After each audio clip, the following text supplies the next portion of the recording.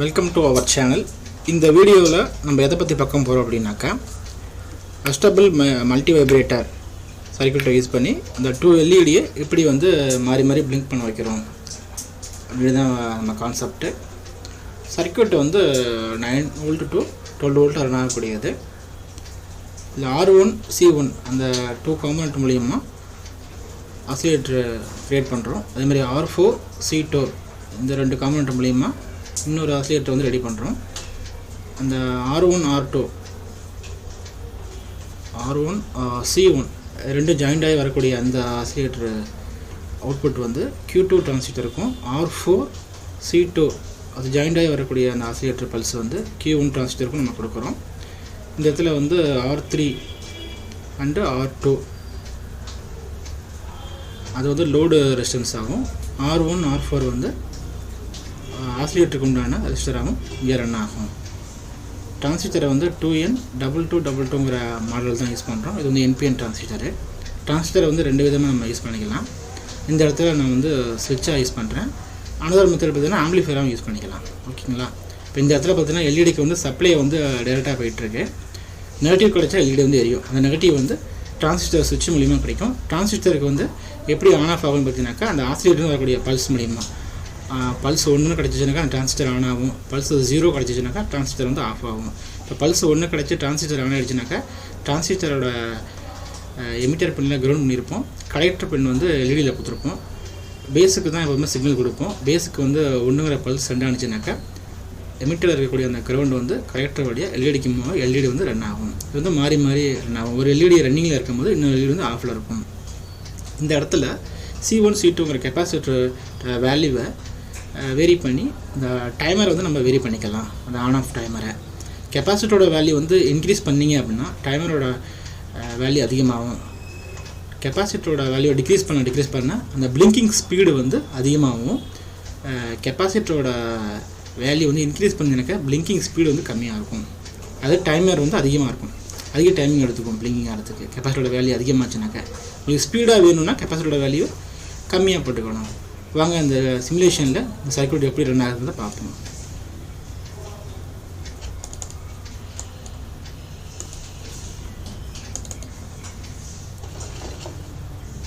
Proteus சிமுலேஷனை open பண்ணிக்கிறோம். Proteus simulation open ஆகிடுச்சு. இதில் பார்த்தீங்கன்னாக்கா ISன்னு அந்த ப்ளூ கலர் இருக்கு இல்லையா, அதை வந்து டபுள் கிளிக் பண்ணிக்கிங்க. உங்களுக்கு இன்னொன்று ஒர்க் பேஸ் விண்டோ வந்து ஓப்பன் ஆகிடும். இப்போ இந்த இடத்துல வந்து காம்பனண்ட்டை நம்ம சூஸ் பண்ணி ஆகணும். லெஃப்ட் சைடு கார்னரில் பார்த்தீங்கன்னாக்கா காம்பனண்ட் மோடுன்னு இருக்கும், அதை வந்து கிளிக் பண்ணுங்க.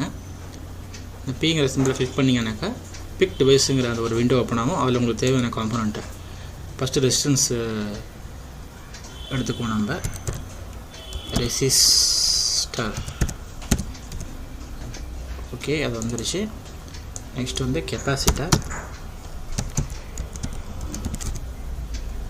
கெப்பாசிட்டரையும் எடுத்து வச்சாச்சு. அப்புறம் எல்இடியில் நிறையா இருக்குது. நம்ம வந்து க்ரீன் அண்டு எல்லோ எடுத்துருக்கேன். நெக்ஸ்ட்டு வந்து டிரான்சிஸ்டர் 2N2222 நம்பர் போட்டுங்க. அது நிறையா இருக்குது. 2 டைப் காமிச்சிருக்காங்க பாருங்கள். இது வந்து ஹை ஃப்ரீக்வன்சிக்கு ஒன்று லோ ஃப்ரீக்வன்சி. நம்ம வந்து சர்க்யூட் வந்து ஹை ஃப்ரீக்வன்சிங்கிறதுனால அதுக்கு உண்டான காம்பனண்ட்டை நம்ம சூஸ் பண்ணிக்கிட்டோம். ஓகே கொடுத்துட்டேன். இப்போ இந்த இதில் வந்து 4 ரெசிஸ்டன்ஸ் வந்து கொடுக்கணும்.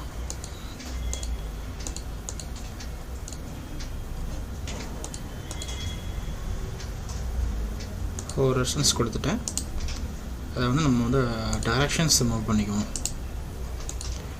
அப்போ தான் நமக்கு ட்ரா பண்ணுறது கொஞ்சம் ஈஸியாக இருக்கும். ஒயரிங் கொடுக்கறதுக்கு ஈஸியாக இருக்கும்.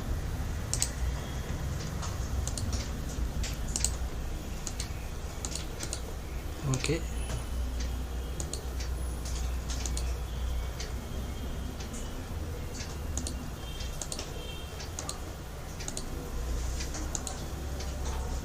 ரெசிஸ்டர்லாம் ஜாயின் பண்ணியாச்சு. நெக்ஸ்ட்டு வந்து டிரான்சிஸ்டரை வந்து ப்ளேஸ் பண்ணிக்குவோம். ரைட் கிளிக் பண்ணி எக்ஸ் மிரர் கொடுத்துருங்க. டைரக்ஷன்ஸ் வந்து சேஞ்ச் ஆகும். நெக்ஸ்ட்டு வந்து எல்இடி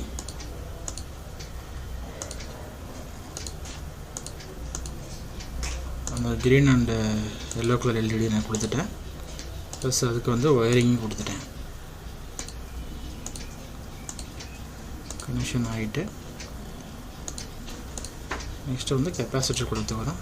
டைரக்ஷன்ஸ் சேஞ்ச் பண்ணிக்கிறோம்.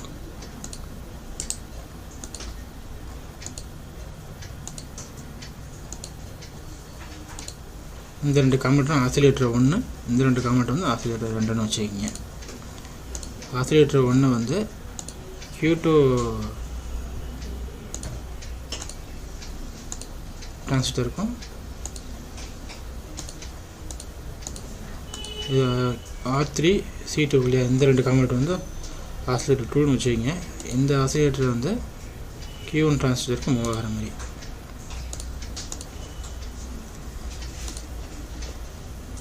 சைடில் பார்த்தீங்கன்னா டெர்மினல்னு ஒரு இது இருக்கும். கிளிக் பண்ணி கிரவுண்ட் எடுத்து கிரவுண்ட் சிம்பிளில் ப்ளேஸ் பண்ணிக்கிங்க. இந்த சைன் வேவ் சிம்பிள் இருக்கு இல்லையா, ஜெனரேட்டர் மோட், அதை கிளிக் பண்ணிவிட்டு டிசி வோல்டேஜை இங்கே டாப்பில் கொடுத்துட்டு ஏதோ லைன் கொடுத்துருங்க. வோல்டேஜ் வந்து நான் ஏற்கனவே சொல்லியிருக்கேன், 9 வோல்ட்லேருந்து 12 வோல்ட்டுக்குள்ளே எது வேணால் கொடுத்துக்கலாங்க. இந்த இடத்துல நம்ம வந்து 9 வோல்ட் கொடுத்து நான் ஓகே கொடுத்துட்டேன். வேல்யூலாம் செக் பண்ணி பாருங்கள். இது ரெண்டும் 10K அப்படி இருக்கட்டும். இப்போ உங்களுக்கு சொல்லியிருக்கேன், எல்இடி கொடுக்கும்போது 220 ஓம் கொடுத்துக்குங்க. 1Kக்கு மேலே கொடுக்கக்கூடாது. நம்ம காம்பனேட் மோடில் செக் பண்ணும்போது 10K தான் இனிஷியலாக கொடுப்பாங்க. நம்ம வந்து அதை வேரி பண்ணிக்கணும். வேல்யூவை மாற்றியாச்சு.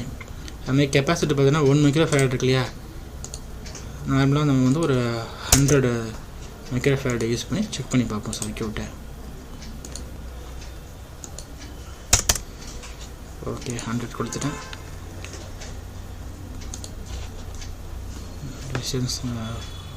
சர்க்யூட் ஃபினிஷ் ஆகிடுச்சு. இப்போ வந்து ப்ளே பண்ணி பார்ப்போம். ஓகே, சர்க்யூட் வந்து சூப்பராக வேலை செய்யுது. க்ரீன் ஆனில் இருந்துச்சு அப்படின்னா எல்லோ ஆஃப் ஆகிடும், எல்லோ ஆனில் இருந்துச்சுன்னா க்ரீன் ஆஃப் ஆகிடும். மாறி மாறி இது பாருங்க இல்லையா. இதுதான் பல்ஸ் ஜென்ரேட் ஆகி நமக்கு கிடைக்கிது.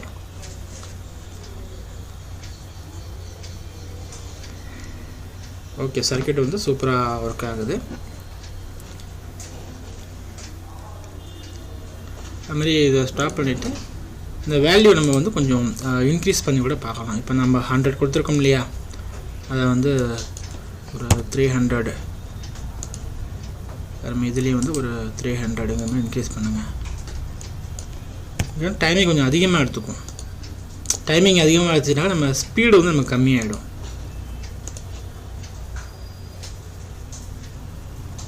அந்த பிளிங்கிங் நல்லா கவனிச்சு பாருங்கள். இது ஆனில் இருக்கும்போது இது ஆஃபில் இருக்குது, இது ஆனில் இருக்கும்போது இது ஆஃபில் இருக்குது பாருங்கள். டைமிங் அதிகமாக எடுத்துக்குது. 300 கொடுத்துருக்கோம். இப்போ பார்த்தீங்கன்னாக்கா வேல்யூ வந்து நமக்கு வந்து ரொம்ப கம்மி பண்ணி கொடுங்க. 10 கொடுங்க. நம்ம இதுலேயும் 10 கொடுங்க.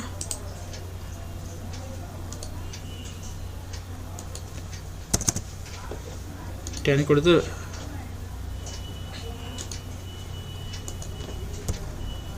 கொடுத்து ஓகே பண்ணிக்கிங்க. ப்ளே பண்ணுறேன். ஆனால் ஆக்சுவலி பிளிங்க் ஆகுது நமக்கு தெரியல, ஏன்னா கெப்பாசிட்டரோட வேல்யூ ரொம்ப கம்மியாக கொடுத்துடும், ஸ்பீடாக பிளிங்கிங் ஆகுது. ஓகேவா, ஜூம் பண்ணி பார்க்குறீங்கன்னா தெரியும் உங்களுக்கு. கெப்பாசிட்டர் கொஞ்சம் நம்ம விசிபிள் பண்ணி பார்க்கணுன்னாக்கா கொஞ்சம் டைமிங் கொஞ்சம் இன்க்ரீஸ் பண்ணணும், டிலே டைமிங்கு. ஓகேவா, நார்மலாக பார்த்தீங்கன்னாக்கா கரெக்டான வெயில் பார்த்தீங்கன்னாக்கா 100 மைக்ரோஃபாரட் தான் சிமுலேஷனுக்கு கரெக்டாக இருக்குது. இந்த ஹார்ட்வேருக்கு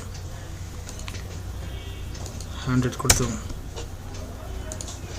ப்ளே பண்ணுறோம். டைமிங் நல்லா சூட்டபுளாக இருக்குது. ஓகே, இந்த வீடியோவில் எப்படி வந்து எல்இடியை ஃப்ளாஷ் பண்ண வைக்கணுங்கிறத பார்த்தாச்சு. நெக்ஸ்ட் வீடியோவில்